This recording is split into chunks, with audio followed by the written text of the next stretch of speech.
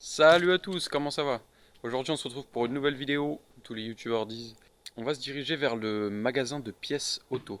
Je vais vous expliquer pourquoi tout de suite.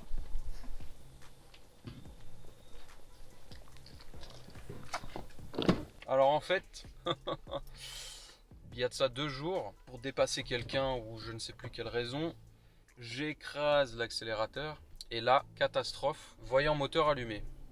Donc le voyant moteur qui s'allume, qui clignote, voilà, et qui s'éteint. Et ensuite j'ai refait une accélération pour tester et là il est resté allumé, il est vraiment resté allumé du coup. Bon du coup un peu la merde, on se dit qu'est-ce que c'est que ce bordel, voyant moteur c'est jamais très bon. J'aime pas trop beaucoup ça.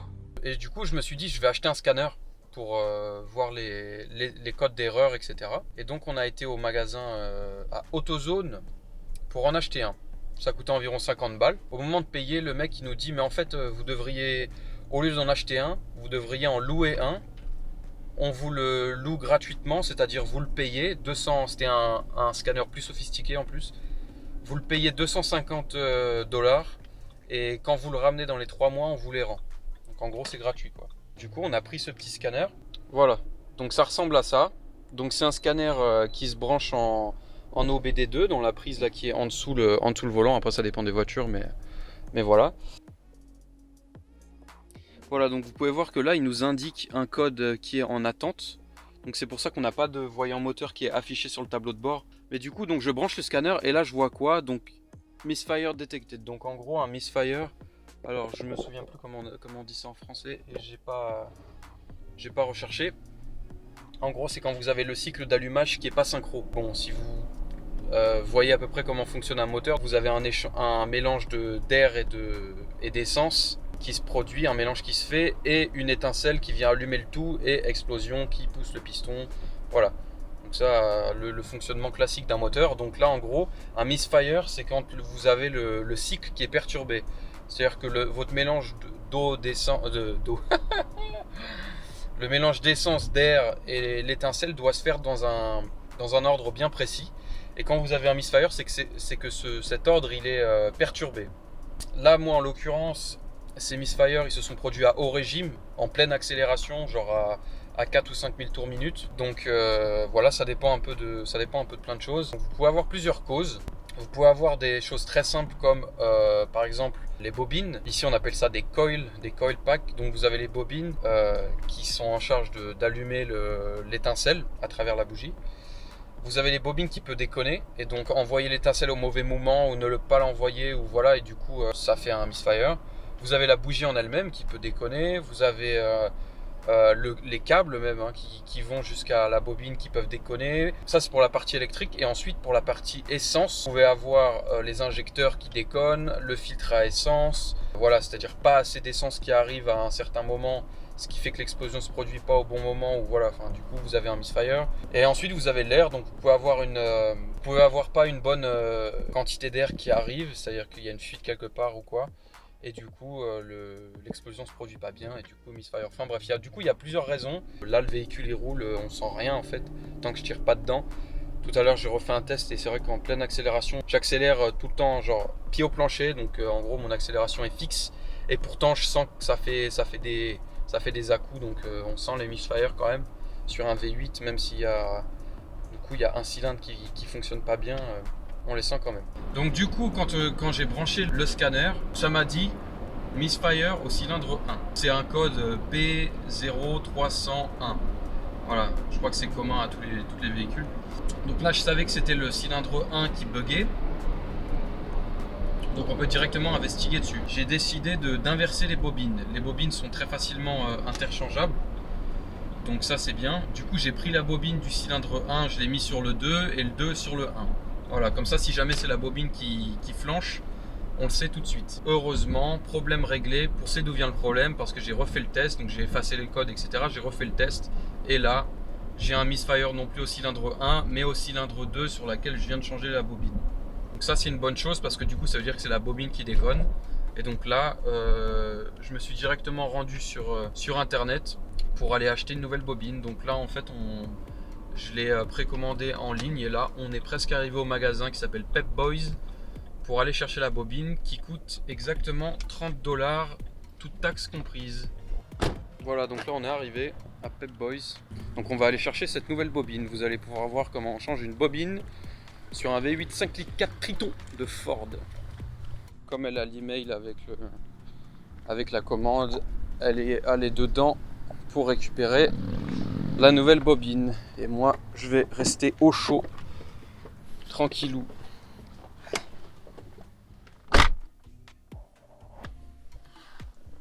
Du coup pendant ce temps-là, ça me permet de vous parler de la nouvelle arme qu'on a achetée. De base pour ma femme. Mais en fait ça me paraît un peu compliqué. Il s'avère qu'on n'a pas essayé l'arme avant de l'acheter, évidemment, parce qu'on l'a acheté dans un gun show ce week-end. En l'essayant juste après au stand de tir, il s'avère que la détente est un peu trop... La queue de détente est un peu trop dure pour elle. Elle a vraiment du mal à l'utiliser. Moi j'ai pas de mal du tout. Vraiment, j'ai pas de mal du tout, mais genre vraiment il lui faut presque ses deux mains quoi pour tirer à chaque fois, donc c'est vraiment un problème. Donc je pense que il va falloir qu'on retourne au magasin et qu'on achète quelque chose d'autre. Et du coup celui-là on va le garder. Je vais le garder sûrement pour moi du coup. Enfin on le garde pour nous en gros. Du coup pour le moment ça sert d'arme pour le véhicule. Faut savoir qu'ici donc en Virginie, ça dépend des états, hein, mais en Virginie vous avez le droit d'avoir une arme dans votre véhicule sans licence, sans autorisation. En fait ici il vous faut pas d'autorisation pour porter votre arme à la ceinture découvert, c'est-à-dire que tout le monde peut voir que vous avez une arme, ça vous n'avez pas besoin d'autorisation. Il vous en faut une si vous voulez porter l'arme cachée, c'est-à-dire sous vos vêtements, dans votre pantalon ou voilà. Mais dans votre véhicule techniquement c'est caché, mais du coup vous n'avez pas besoin de licence parce qu'ils considèrent que c'est un droit. Tant que c'est dans un compartiment sécurisé. Sécurisé ne veut pas dire que ce soit fermé à clé, mais que ce soit sécurisé, c'est-à-dire qu'il ne soit pas comme ça, juste dans le vide-poche, tranquille quoi. Voilà la bobine, donc 30 balles. Voilà, c'est bien ça. Une petite bobine, là qui vient se brancher à la bougie en bas, et ici le câble en haut. C'est pas la bobine d'origine, mais elle avait l'air d'avoir de bons avis et était 2 fois moins chère, donc on verra bien. Et d'accord, merci la boîte. Et dans tous les cas, c'est pas un truc super cher, donc bon. On verra bien ce que ça donne. C'est parti.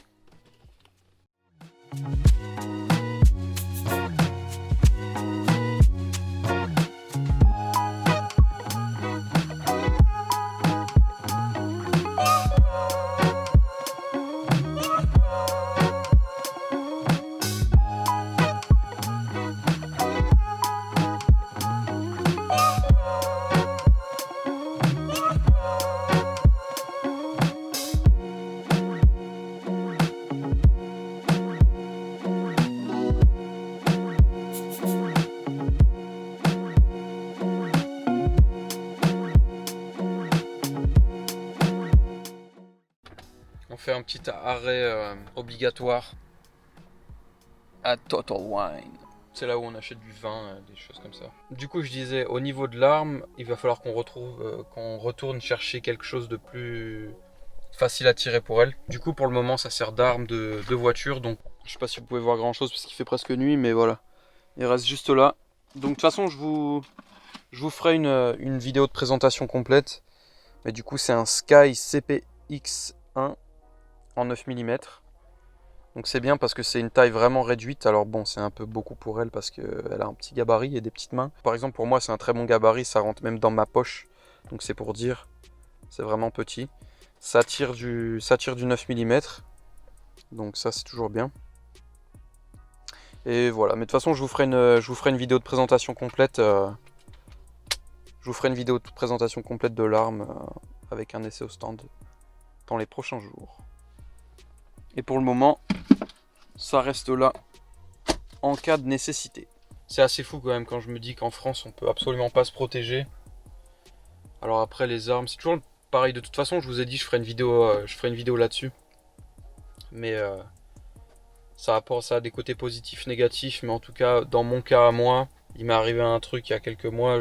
Je suis rentré chez moi, j'ai dit on prend les billets d'avion. Du coup, je vous raconterai tout ça dans une vidéo dédiée et puis voilà, en tout cas moi personnellement, après c'est au cas par cas, mais ici je suis dans un état super militaire, super police, tout ça, il n'y a pas de problème. Franchement, tout se passe bien, quoi. C'est pas rose non plus, hein. Il y a des endroits où voilà, c'est pas terrible. Mais franchement, dans la globalité, on se sent super bien, super protégé. Tu marches dans la rue, tu sais qu'il n'y a pas de problème, quoi. Donc voilà. Voilà, du coup, on vient d'arriver à la maison, mais bon, vu le temps qu'il fait, il fait nuit et puis il pleut en plus. Nous voilà de retour le matin. Il y a un peu plus de lumière. Et il fait pas très beau, mais au moins il pleut pas, c'est déjà ça. Donc ce matin, enfin ce midi plutôt, on va changer la bobine défectueuse de la bête. Normalement, elle est là. La voiture est dans un état, faut que je la lave. Intérieur, extérieur. Tiens, ça c'est pour ma caméra. Ça fait plaisir. Et elle est où? Elle est là. Voilà, on va commencer par ouvrir le capot.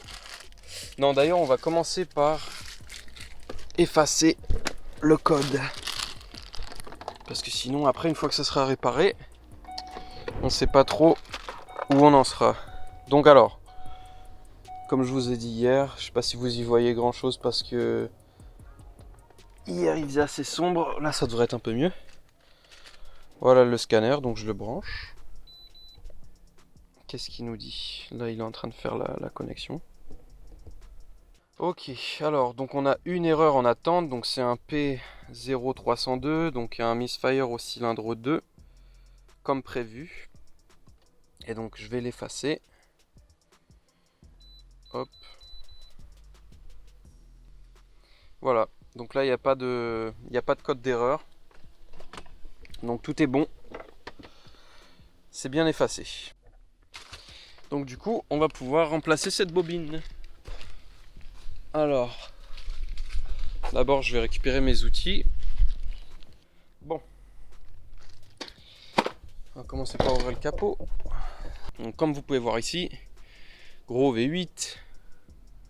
Voilà, il va jusque là. Mais il n'est pas si gros que ça en fait, hein. Donc là du coup cylindre 1, 2, 3, 4, 5, 6, 7, 8. Voilà, ça dépend des moteurs. Faut que vous vous renseigniez si jamais vous voulez changer les bobines ou les bougies ou voilà. Enfin il y a d'autres moteurs où par exemple ça va faire 1, 3, 5, 2, 4, 6. Voilà, j'ai vu des V6 comme ça et tout. Donc du coup, nous on avait un code d'erreur sur la première bobine, ici. Donc il nous disait qu'il y avait des misfires. Donc ce que j'ai fait, j'ai pris celui de la deuxième qui est là, celle-là, et je les ai inversés en fait les deux. Je les ai inversés et du coup maintenant le code d'erreur est sur le deuxième. Donc ça veut bien dire que c'est la bobine qui déconne. Donc là ce qu'on va faire c'est qu'on va... Donc c'est cette bobine là qui est défectueuse. Du coup là elle est sur la deuxième. Je vais laisser celle-là en 1 et je vais remplacer donc directement celle-ci. Voilà, donc on a un câble à débrancher, une vis à dévisser et on remplace. C'est pas très dur. Il y a plein de débris un peu partout et du coup si vous enlevez directement la bobine, vous pouvez avoir des poussières, des débris qui tombent directement dans le trou où est la bougie et ça c'est pas cool. Ce qu'il faut faire avant c'est d'envoyer un peu d'air. Donc là malheureusement j'ai pas de compresseur, faut que j'en achète un. Donc bon, j'ai une bobine, j'ai une bonbonne d'air, c'est déjà ça. Avec j'y ai foutu un tuyau d'aquarium dessus, ce qui me permet d'aller souffler un peu là où je veux. Donc là je vais commencer par souffler. Voilà. Là tous les poussières sautent bien.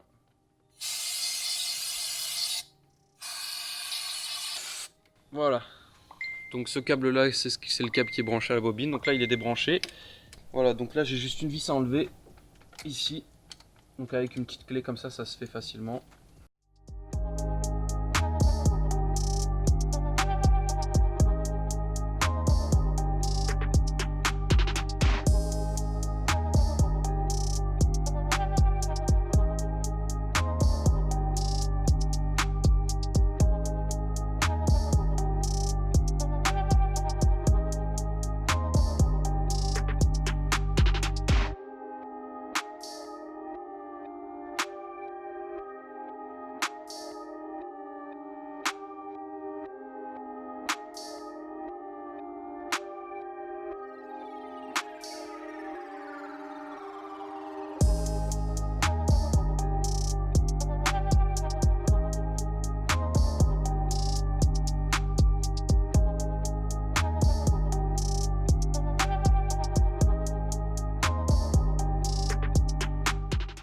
Donc, je vais ranger ces outils.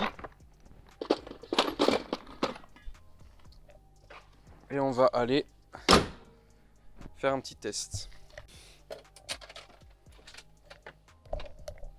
Et bah, de toute façon, il faut tester, hein. Et puis s'il y a quelque chose qui s'affiche sur le tableau de bord, on va se chier dessus et puis c'est tout. C'est parti.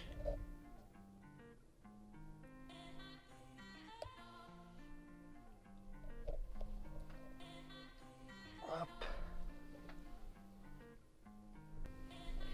Des petites décorations d'Halloween.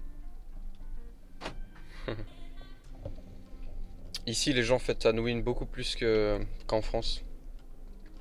Genre vraiment. Voilà, moi c'est ça que je veux. Une petite Jeep, une petite maison, un petit bateau. Et voilà. Dans ce quartier, il n'y a que nos voisins directs qui... Je sais pas si vous avez vu, mais ici, tout le monde se dit bonjour. Comparé en France où c'est chacun pour sa gueule, ici, voilà. On croise une voiture, on lui dit bonjour. On croise un voisin, on lui dit bonjour. Et puis voilà, après il y a toujours des bâtards comme d'hab, mais voilà. Lui, ce voisin, je l'adore. Il sait pas que je l'adore, mais je l'adore. Littéralement, ça fait 2 ans que je le vois. Il est tout le temps en train de bosser sur sa voiture. Genre tout le temps. J'aurais dû acheter ma voiture à lui parce qu'il est tout le temps en train de bosser dessus. Donc je pense qu'il doit être très bien entretenu. Va falloir attendre que la voiture soit chaude pour accélérer quand même. Mais bon. Les magnifiques couleurs de l'automne qui commencent à arriver tranquillement. C'est fou parce qu'on voit les feuilles qui changent de jour en jour. Ça devient de plus en plus orange, c'est magnifique. Bon, la voiture est presque chaude. Ici, il y a les battlefields. C'est les champs de bataille de la guerre de sécession. De toute façon, je vous ferai une vidéo de présentation un peu de ma ville. Donc je vous montrerai tout ça. D'ailleurs, ne manquez pas la prochaine vidéo de présentation de ma voiture complète. Vous montrer un peu tout, comment tout fonctionne et tout. Si ça vous intéresse, de voir un peu des voitures de voir un peu comment sont des voitures qu'on voit pas en France. Putain, le monstre. Oh, la GTR. Oh, elle est belle. Croisons les doigts, croisons les pieds, croisons tout ce qu'on peut. Ouh, celui-là, il est méchant. Le Jeep Wrangler, complètement custom. Bon, on va mettre pied dedans. Pied dedans.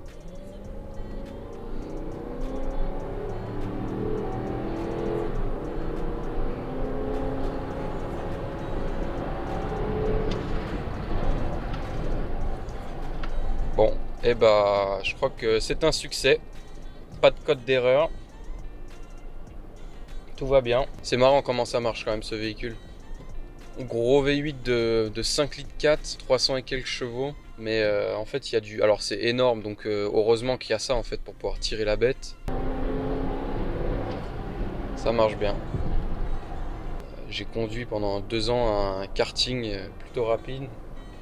Où t'es littéralement assis par terre. Et là, j'en ai eu plus que marre. Maintenant, un gros véhicule comme ça, mais qui a quand même de la puissance. C'est-à-dire que si je veux doubler, si je veux... voilà, il y a pas de problème, quoi. Donc ça, c'est bien. Même pour tirer des choses comme j'ai pour projet d'acheter des bécanes de cross, un petit CRF 250R possiblement, et des canoës aussi. J'aimerais bien acheter canoës, des jet skis pour l'été, enfin bref, même un bateau si possible dans le futur. Un véhicule comme ça, franchement, c'est parfait parce que ça permet de tirer jusqu'à... Il me semble celui-là c'est 6000 pounds, donc je sais plus combien ça fait en kilos, mais plusieurs tonnes en tout cas, ça c'est sûr. Donc ça c'est cool. Voilà, donc du coup l'objet de cette vidéo c'est quoi? Bah, quand vous avez un problème sur votre voiture, essayez un peu de le résoudre par vous-même. Je sais que c'est pas forcément facile pour tout le monde. Là vous avez bien vu ce que j'ai fait, c'est pas sorcier. Un truc marrant, vous pouvez voir que les voitures ici on a le droit de tourner quand c'est feu rouge. On a le droit de tourner à droite s'il y a personne qui arrive en face. Voilà, je sais que c'est pas toujours facile, après ça dépend ce qu'il y a à faire, hein. Moi si j'ai un problème de transmission ou je sais pas quoi, je vais pas aller ouvrir la boîte. Je vais pas descendre la boîte et tout le bordel et l'ouvrir en deux. Alors attention, il y a réparation soi-même et réparation soi-même.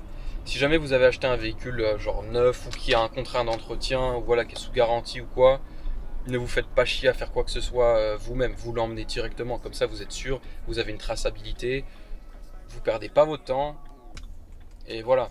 Mais par contre, là, dans mon cas, j'achète un véhicule de 2007, il a 13 ans le bordel. il a 13 ans. Autant te dire que les garanties, les contrats d'entretien, ça fait un moment qu'ils sont passés, tu vois. Est-ce que là, donc j'ai un voyant moteur qui s'allume, typiquement ce que feraient les gens, un voyant moteur qui s'allume, on emmène la voiture au garage. Il n'y a pas de souci, très bien. Le problème, c'est que ça va te coûter cher. Parce que moi, alors désolé s'il y a des gens qui regardent ça qui sont mécanos et qui sont peut-être honnêtes. Honnêtement, je vais pas vous mentir, comme j'ai pas les connaissances mécaniques, j'ai peur de me faire embourber. Mais ça, c'est un peu comme tout. Par exemple, moi, j'ai des connaissances en informatique. Tu m'amènes ton ordi parce qu'il a un problème. Je pense que tu auras un peu peur que je te dise ouais, faut changer ça, mais tu sais pas en fait. Tu peux que me faire confiance. Donc c'est vrai que c'est un peu pareil. Quand on emmène nos mécanos, on n'a pas les connaissances mécaniques. Donc on se chie dessus en se disant est-ce qu'il est pas en train d'essayer de m'entuber. Et ça, pour moi, c'est un vrai problème. Genre, si je connais pas un mécano, ou qu'un ami de la famille, ou un ami, ou une connaissance, quelque chose qui est mécano, je me chie dessus, franchement. J'ai toujours peur qu'il m'entube. Alors après, si votre voiture a un problème, si elle se coupe d'un coup sec et qu'il n'y a pas de voyant moteur, il n'y a rien, ouais, là, je l'emmène au garage. Je suis pas mécano, hein, donc je peux pas vous dire, voilà, faites ci, faites ça, non. Mais j'aimerais juste que vous compreniez que des choses simples sur votre voiture, quand vous avez l'information, vous savez exactement d'où ça vient grâce à un scanner OBD, vous avez juste à bosser dessus. Et franchement, là, du coup, ça m'a coûté 30 $. 30 $ au lieu de... Alors, il m'aurait peut-être facturé la bobine. Il m'aurait facturé la bobine 70 qui normalement coûte 50. Et il m'aurait facturé peut-être 100, 150 balles de main d'œuvre. En gros, j'en aurais eu pour plus de 200 balles. Voilà. J'ai divisé ma facture par 10 simplement en essayant de faire moi-même. Voilà. Et là, c'est pas un truc sorcier. Donc c'est pour ça que c'est possible. Voilà, donc conclusion, si jamais vous avez un problème avec votre voiture, vous avez un voyant qui est allumé mais votre voiture fonctionne, branchez un scanner, regardez bien d'où est le problème, vous regardez un peu sur internet si ça peut vous aider, bon, les possibles causes de votre code d'erreur, etc. par rapport à votre véhicule. Et à partir de là, vous commencez, vous renseignez, etc. Et puis vous pouvez essayer de faire vous-même. Est-ce que ça vaut 200 balles? Alors là, c'est là que moi, en fait, j'ai raté ma vocation. J'aurais dû être mécano. Parce que, putain, prendre 200 balles pour...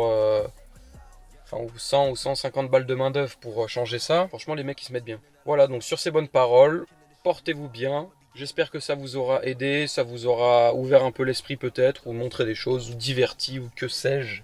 Voilà. On se dit à la prochaine, portez-vous bien, ciao. Et voilà, donc là c'est le résultat final. Donc on a l'adaptateur.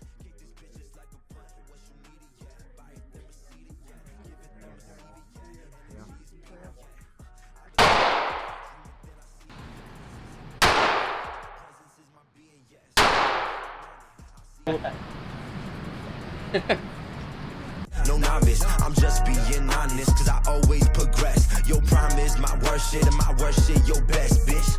Look, yeah, I've been the mountains in the snow. Yeah, swearing